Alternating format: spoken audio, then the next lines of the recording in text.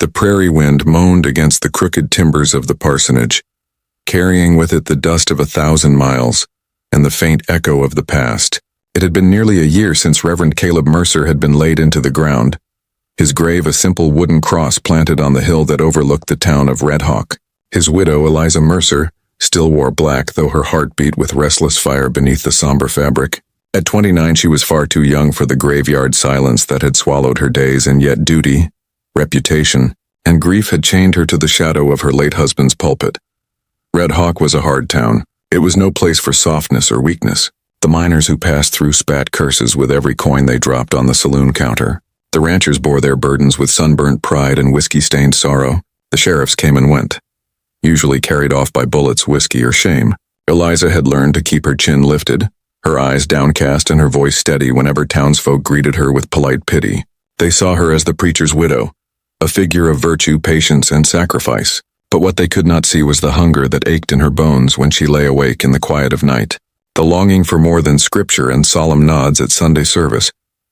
On a late summer evening, when the heat clung to the land like a fever and the cicadas screamed their endless chorus, a stranger rode into Red Hawk. He was not the kind of man who slipped quietly into a town. He was the kind who carved a place into it simply by existing. Broad shoulders under a trail-worn duster, a hat shadowing eyes that had seen too much and felt too little, and the gait of someone who had walked with both devils and angels. His horse, a rangy bay with scars along its flank, moved as though it knew the rhythm of gunfire as well as the sound of the wind. The townsfolk paused to stare.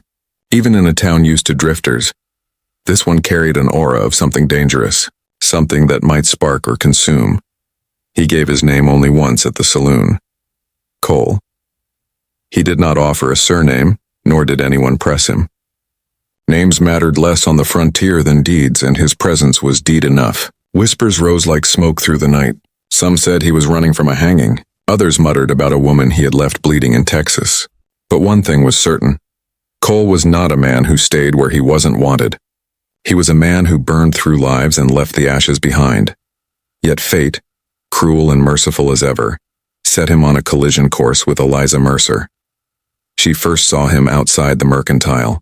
The sunset poured molten light across the street, gilding his profile as he leaned against the hitching post, chewing idly on a sliver of straw. His eyes, gray, restless, storm-haunted, met hers, and in that one stolen glance, Eliza felt the ground tilt beneath her. The air grew heavy. The heartbeat in her chest throbbed like a war drum. It was wrong, she told herself. Sinful. She was the widow of a preacher. She was meant for quiet prayer, not the blazing fire that threatened to consume her as Cole tipped his hat in a gesture that was too casual, too intimate, too knowing. That night she could not sleep.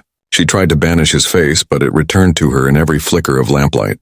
She prayed, whispering for strength, for deliverance from temptation, but her prayers were tainted by the memory of his eyes. The drifter appeared again the next day, this time at the well where she filled her bucket. The townsfolk had gone quiet as he walked toward her, boots crunching in the dust, each step a challenge to the invisible rules of morality that bound her life. Eliza gripped the bucket handle tighter, her throat dry as the desert. "Ma'am?" Cole drawled, his voice carrying a hint of Texas dust and something darker. "You look like the kind who shoulders more than her share." She stiffened. Words stuck to her tongue. She should have ignored him, should have turned away. But when she raised her eyes to his, she felt something inside her tremble and snap. "And you look," she replied before she could stop herself, "like the kind of man who causes trouble." He smiled then, a slow, dangerous curve of his lips that made her pulse race. Sometimes trouble's what a soul needs to feel alive. The world narrowed to the space between them. She tried to step back, but he moved closer, his shadow mingling with hers. She could smell leather, sweat, and smoke on him, a scent that made her dizzy. His hand lifted, brushing a stray strand of hair from her cheek with a tenderness that warred with the hardness in his gaze. "Don't," she whispered, though she wasn't sure if she meant don't touch or don't stop. He didn't ask. Drifters rarely did. His mouth claimed hers in a kiss that was not polite, not tentative but fierce, like a wildfire ripping through dry grass. It seared her, burned away the layers of grief and duty until only raw, quivering desire remained. She should have slapped him. She should have screamed. Instead, her knees weakened, her breath caught, and for a moment she melted into the storm he carried. When he pulled back, her lips trembled. her soul burning with shame and hunger alike. "You'll regret that," she said, voice shaking. "Maybe," Cole answered, eyes steady on hers. "But you won't forget it." And in that instant, Eliza Mercer knew her life had shifted. The preacher's widow had hidden her desire for too long, and now the drifter had forced it into flame. The morning after the kiss, Eliza Mercer sat by her window, hands trembling around the handle of her teacup. The town was already awake. She could hear the blacksmith's hammer striking iron, the laughter of boys driving cattle down Main Street, the faint piano music drifting from the saloon even at this early hour. Yet inside her small parsonage, the world felt still, as though it held its breath waiting for her next move. She pressed her lips together, remembering the heat of Cole's kiss, and hated herself for the way her body answered the memory with a shiver of longing. She had been raised to believe that desire was dangerous, that it could undo a woman's soul, but she had also been raised to believe in truth, and the truth was that she was lonely. Her husband had been kind, yes, but distant, married more to his sermons than to her. When the grave closed over him, the town called her blessed for her endurance. None of them knew how hollow she had felt even before she wore black. None of them knew how easily temptation could crack the shell of her virtue. Cole did not appear at the well again, nor on the dusty streets that day, but word of him spread like wildfire. In the saloon, men muttered about the way he shot dice without fear, about the gun he carried low on his hip, about the scar along his jaw that spoke of knife fights in places no decent man would tread. Some said he was a bounty hunter. Others claimed he was an outlaw running from the hangman's rope. Eliza listened with quiet dread as the townsfolk whispered in church pews and over laundry lines. She told herself she should be grateful he hadn't returned, but the hollowness inside her grew heavier, until it seemed she could hardly breathe. By the week's end, trouble came riding into Red Hawk like thunder across the plains. They were 5 men, just-coated and cruel-eyed, their leader a brute named Silas Crane. His reputation preceded him: stagecoach robberies, saloon brawls, the murder of a deputy in Amarillo. The town tensed when they rode in, rifles slung carelessly, laughter sharp as broken glass. Red Hawk had seen outlaws before, but none lingered without testing the town's weak defenses. The sheriff, a weary man named Holden, stood in the middle of Main Street with one hand resting on his holster, but everyone knew his courage was thin, his aim worse, and his deputies were boys still green from the farms. It was Cole who stepped from the saloon, shoulders loose, eyes steady, the faintest curve of a smile on his lips. Silas Crane's men froze, their laughter dying into suspicion. "Well, I'll be," Silas drawled, spitting into the dust. "Cole Hayden. Didn't think I'd ever see you again. Not after that mess down near San Antonio." The townsfolk held their breath. A name had been spoken at last. Cole Hayden. Cole's hand hovered casually near his gun, but he didn't draw. "You never could hold your liquor, Silas. I reckon that's why you don't remember how it ended." Silas's eyes narrowed, his hand twitching toward his rifle. "It ended with me owing you a bullet. Maybe today's the day I pay my debts." The tension hung like a storm about to break. Children peered from behind barrels. Women clutched shawls tighter around their shoulders, and Sheriff Holden silently prayed for a miracle. Eliza Mercer, standing at the mercantile doorway with her basket of flour and salt, watched with her heart pounding. Her throat was dry, her palms clammy, but her eyes fixed on Cole. He looked calm, too calm. The kind of calm that belonged to men who carried death in their pockets. Then, as quickly as it began, the moment snapped. Silas barked a laugh, reined his horse, and spat again. "Not today. I ain't wasting good lead on a ghost. But you best keep your back to the wall, Hayden. Your sins catch up sooner or later." The gang rode on, leaving behind the echo of hoofbeats and a town choking on fear. That evening, Eliza found Cole leaning against the hitching post outside the church, as though daring God himself to strike him down. The sunset painted the sky in blood and fire. She clutched her shawl tight, her breath unsteady as she approached. "You shouldn't be here," she whispered, though the sight of him made her knees weak. "And yet here I am," he replied, his voice low, rough, dangerous. "The town will turn against you," she said. "They'll call you outlaw. They'll drag you into their battles." Cole's gaze softened just slightly as it swept over her. "And what will you call me, preacher's widow?" She opened her mouth, but no words came, because she didn't know. She wanted to call him trouble, sin, danger, but she also wanted to call him salvation, because for the first time in years she felt awake. His hand brushed hers. Light, fleeting enough to send a tremor through her body. "I don't belong here," he said, voice thick with weariness. "But maybe you're the reason I can't ride on just yet." Her heart lurched, shame and desire twining like barbed wire. Before she could answer, the church bell tolled, and the sound carried an omen. Trouble had come to Red Hawk, and Cole Hayden was standing in its very center. The bell's toll had barely faded into the dusk when Red Hawk felt the weight of fear settle deeper into its bones. Silas Crane's gang had not ridden out for good. Every man in town knew it. They lingered somewhere in the hills, watching, waiting, deciding when to strike. The saloon stayed louder than usual. Men drinking hard to drown the unease. Women drew their children in early, shutters clattering closed against the cooling night. And in the small parsonage at the edge of town, Eliza Mercer knelt beside her bed, whispering prayers with trembling lips that even she did not believe. The drifter haunted her prayers. His eyes, his voice, his kiss, each memory a flame that refused to die. She clutched her Bible tighter, trying to remind herself who she was. A widow, a woman of faith, a pillar the town looked to for virtue. But every time she closed her eyes, she saw Cole Hayden's hand brushing hers outside the church. Her body betrayed her soul warred against her flesh, and she feared she was losing. That night a knock rattled her door. She froze, breath caught in her throat. Few visited the widow after sundown, for it was not considered decent. When the knock came again, low, steady, insistent, she rose, her candle trembling in her hand as she opened the door. Cole stood there, hat in hand, dust clinging to his shoulders. Shadows deepened the lines of his face, making him look both older and more broken. "Forgive the hour," he murmured, "but I reckoned you might want to know. Silas Crane won't wait long. His kind never does. He'll hit this town before the week's done." Fear knifed through her. "And what will you do?" He shrugged, though his eyes betrayed the weight of his words. "What I always do. Fight or ride on." She swallowed hard. "And leave us to his mercy?" A silence stretched between them.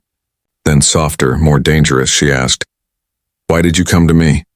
His gaze lingered on her, steady and unflinching. "Because I can't seem to keep away."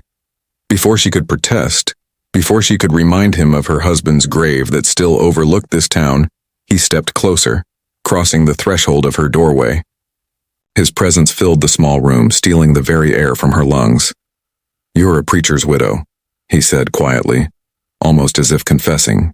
"You're meant to be wholly untouchable. And yet..." His hand lifted, not touching, just hovering near her cheek. "You burn every time I look at you." Her knees weakened and she gripped the doorframe for balance. "You don't understand what you ask of me," she whispered. "Maybe not," he admitted. "But I know what I feel." And then his mouth was on hers again, fiercer than before, driven by something deeper than desire, something closer to desperation. She should have pushed him away. She should have cried out. Instead, she clung to him, her body answering with a hunger she had long buried beneath scripture and grief. When he finally pulled back, her breath came ragged, her lips swollen with sin. Shame washed over her, sharp and scalding. "Leave," she whispered, though her voice broke. "Please, before I forget myself entirely." He lingered one heartbeat longer, his thumb brushing her jaw with aching tenderness, and then he stepped back into the night. Eliza collapsed against the door, tears burning her eyes. What had she done? What path had she set herself upon? The answer came at dawn. The church bell rang again, not for service but for warning. Riders had been spotted near the river. Silas Crane's men were circling, testing the town's defenses. The sheriff called for every able man to gather, rifles in hand to defend Red Hawk. Panic swept through the streets, women clutching children, merchants shuttering their stores, men cursing as they prepared to fight a battle they knew they might not win. And through the chaos, Eliza saw Cole saddling his horse. Her heart lurched. Was he leaving? Would he ride away and abandon them all to their fate? She ran to him, skirts tangling around her legs, voice breaking as she cried out, "Don't you dare leave us now." He looked up, eyes storm gray, jaw tight. "This ain't my fight." "Then make it yours," she pleaded, breathless. "For once in your life, make it more than running." His stare locked on hers, searching, burning, and for a moment the whole world seemed to balance on his answer. Cole Hayden did not answer at once. He stood by his horse, one hand gripping the reins, the other resting near the pistol on his hip, as though the weight of both choices, flight or fight, dragged him in opposite directions. The wind lifted the dust at his boots, curling it into the air like smoke. Eliza Mercer stood before him, shawl slipping from her shoulders, eyes fierce with desperation. "Make it yours," she whispered again, voice raw, trembling. "For once, don't turn away." His jaw tightened, a flicker of pain moving across his weathered face. "You don't know me, widow. You don't know what kind of blood runs on my hands."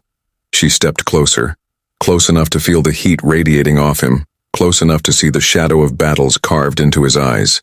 "I don't care," she said, her voice breaking. "I only know that if you ride out now, we'll all be lost."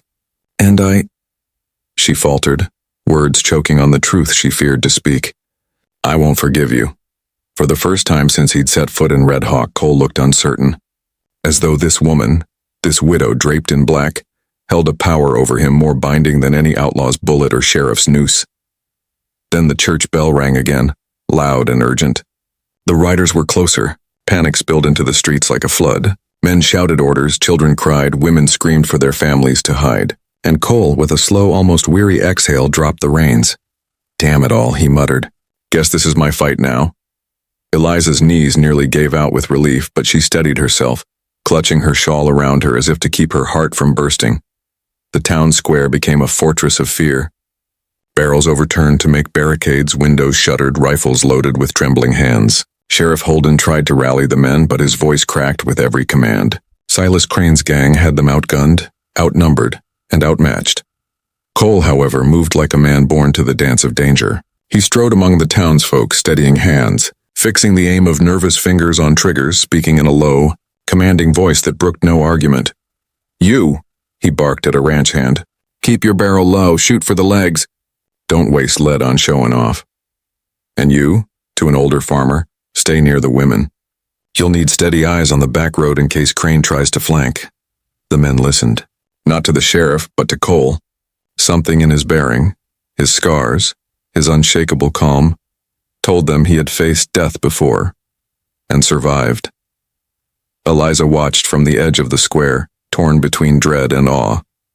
This was no ordinary drifter. This was a man forged in fire, carrying the weight of sins she could not yet name, but capable of holding the line when every other soul trembled. And her heart, traitorous and wild, beat harder for him with every command he gave. When night fell, the first shots cracked through the darkness. Silas Crane's men had come, rifles blazed, bullets sparking against wood and stone, horses screaming as they charged the barricades. The town erupted in chaos, screams mingling with gunfire. Eliza ducked into the church, shepherding women and children inside, whispering prayers she no longer believed God would answer. Her hands shook as she barred the door, her ears ringing with the sound of war outside. Through the narrow window she caught glimpses of Cole, his pistol flashing, his body moving with lethal grace. He fought not like a man defending strangers, but like one trying to redeem a past too blood-soaked to forget. Each shot he fired seemed a penance, each enemy he dropped a confession. But then she saw it. Silas Crane himself, tall and broad, laughing as he rode through the square, rifle blazing. His eyes caught hers through the church window, and his grin widened like the mouth of hell itself. "Preacher's widow," he bellowed, his voice cutting through the chaos. "Heard tell you're the finest prize in this town. Maybe I'll take you as my own when your folks are dead." Eliza's blood turned to ice before she could even cry out. Cole was there, stepping into Silas's path, his gun aimed square at the outlaw's chest, their eyes locked across the gun smoke. "You'll have to ride through me first," Cole said, his voice low, deadly. The square blazed with gunfire, sparks flashing against the night sky as if the heavens themselves were splitting open. Smoke coiled through the streets, thick and choking, blinding townsfolk as they fired wildly from behind barrels and broken fences. Screams mingled with the thunder of hooves, the desperate cries of children, the frantic prayers of women clutching rosaries in trembling hands. In the center of it all, Cole Hayden stood with his revolver leveled at Silas Crane. Time seemed to slow, the chaos around them fading into a dull roar as their eyes locked. Silas grinned, yellow teeth flashing beneath his black hat, his rifle resting easy in his grip as though he had all the time in the world. "Been a long road, Cole?" Silas drawled, voice carrying above the din. "You ran far, but trouble's got a way of sniffing you out." Cole's jaw tightened, his voice cold as iron. "I didn't run from you, Crane. I ran from the man I was when I rode with you." Silas laughed, harsh and cruel. The man you was is the only man you'll ever be. Outlaw, thief, killer. Don't matter how many towns you play hero in. Blood don't wash clean. From her place at the church window, Eliza Mercer heard every word. Her heart thundered in her chest. Outlaw, killer, the whispers, the rumors, they were true. Yet even as fear pierced her, something deeper held her gaze on Cole, because she saw not just the outlaw Silas named, but the man who had steadied trembling hands, who had kissed her with fire that had woken her soul. The silence shattered with the crack of gunfire. Silas fired first, the shot splitting the air inches from Cole's head. Cole's revolver barked back, the bullet grazing Silas's arm, sending the outlaw reeling with a curse. Then chaos exploded. Silas's men roared, charging into the square with pistols blazing. Cole dove behind the watering trough, returning fire with deadly precision. 2 outlaws fell before they reached the barricades. Townsfolk scattered, screaming, some firing blindly, others dropping their rifles in terror. Eliza clutched the cross around her neck, whispering prayers she could no longer tell were for salvation or for Cole's survival. Silas regrouped, blood dripping from his arm, his face twisted with rage. "You can't save this town, Hayden. You ain't no preacher, you ain't no lawman. You're just a sinner too scared to admit what he is." Cole rose from behind the trough, his revolver smoking, his eyes burning like storm clouds. "Maybe I am," he shouted back, "but tonight I'll stand where no one else will." His words lit something in the townsfolk. A rancher shouted, then fired steady instead of wild. A young boy, trembling but determined, reloaded his father's rifle and passed it up to the barricade. Men and women began to rally, fighting not with hopeless fear but with the stubborn grit of people who realized they had something worth saving. Silas saw the shift, and his fury deepened. Spurring his horse, he charged straight at Cole, rifle raised high. The moment stretched, breathless as Eliza watched from the church, hands pressed against the glass. Her heart screamed, torn between dread and desperate hope. Cole stepped into the open, his revolver steady, his body a wall between Silas and the widow watching from the shadows. One shot rang out. The echo thundered through the night, silencing even the cicadas. Silas's horse screamed and toppled, throwing the outlaw hard into the dust. For a moment, the world seemed to hold its breath. Silas staggered to his knees, blood streaking his face, his hand scrambling for the rifle that had fallen at his side. Cole's boots crunched on the dirt as he closed the distance, revolver trained steady. The townsfolk whispered, too stunned to breathe. "Go on then." Silas spat, blood on his teeth. "Show them all what you really are. Pull that trigger. Prove me right." Cole's finger twitched on the trigger. His eyes burned with old sins and the weight of choices that had carved his soul hollow. Killing Silas would be justice, maybe even mercy, but it would also chain him forever to the outlaw he once had been. Behind the church window, Eliza's lips parted in a whisper only heaven could hear. "Choose life, please." The revolver shook once. Then with a ragged breath, Cole lowered it. "No," he said, voice low but steady. "I'm done letting men like you tell me who I am." The sheriff, pale but emboldened, rushed forward with a deputy. Together they dragged Silas away, shackles clamping around his wrists as he cursed and spat into the dirt. A cheer rose from the townsfolk, thin at first, then louder, as they realized they had survived the night. But Eliza could not cheer. Her knees gave way as tears blurred her vision, because she knew what no one else did, that the man who had saved them was not just a drifter, nor only an outlaw. He was hers, in ways she dared not confess. And when Cole's eyes lifted to meet hers across the square, smoke still rising between them, she felt the truth burn into her soul. Dawn crept over Red Hawk like a weary sigh, painting the sky with bruised streaks of purple and gold. The streets still reeked of gunpowder and blood, the dirt scarred with hoofprints and the bodies of men who had wagered their lives on Silas Crane's cruelty. Townsfolk moved like ghosts, silent and stunned, gathering the wounded, burying the dead, sweeping away the shards of a night that would be told for generations. But in the stillness, one figure stood apart. Cole Hayden. Hat low, revolver still heavy at his side. He had fought like a man possessed, had saved a town that was not his own. But as the sun rose, the cheers of gratitude did not reach him. The sheriff took the praise. The deputies basked in relief, but Cole remained in the shadows, his gray eyes fixed on something far beyond the horizon. He had not killed Silas Crane. The outlaw now sat in irons, spitting curses from the jail cell. Some called Cole merciful. Others called him a fool. But Eliza Mercer knew the truth. Cole had chosen something more dangerous than vengeance. He had chosen to change. She found him at the edge of town, saddling his horse as if the night's battle had never been. Her hands shook as she approached, her shawl clutched tight against the morning chill. "You're leaving," she said, though her heart begged otherwise. He didn't look at her, just tightened the cinch. "I always do." Anger sparked through her grief. "After everything you did, after everything you are to me, you'd just ride away?" He paused, finally turning to face her. His eyes were tired, but there was a softness there she had never seen before. "Eliza, you don't understand. Men like me, we don't get to stay. I've got blood on my hands, shadows in every town behind me. If I stay sooner or later, that past catches up. And you—" His voice broke, rough and low. "You deserve better than a drifter haunted by his sins." Her throat tightened, but she stepped closer, her fingers trembling as they touched his sleeve. "You think I care about the whispers? You think I care about the sins you've carried? You gave this town hope when no one else could. You gave me life when I thought mine had ended with the grave." He flinched as if her words cut deeper than any bullet. "You're a preacher's widow. They look at you and see a saint. They look at me and see the devil." She lifted her chin, tears burning her eyes, but her voice steady. "Maybe I'm tired of being a saint." His breath caught, a storm of hunger and fear passing across his face. "If I kiss you again, I won't stop," he warned, voice rough as gravel. "Then don't stop," she whispered. And in the rising light of dawn, with the town still mourning its dead, Cole Hayden pulled her into his arms and kissed her with all the fire of a man who had lived too long without love. It was desperate, searing, a confession and a vow all at once. Her hands clutched his duster, her tears mingling with the taste of smoke and salt on his lips. For the first time, neither of them held back.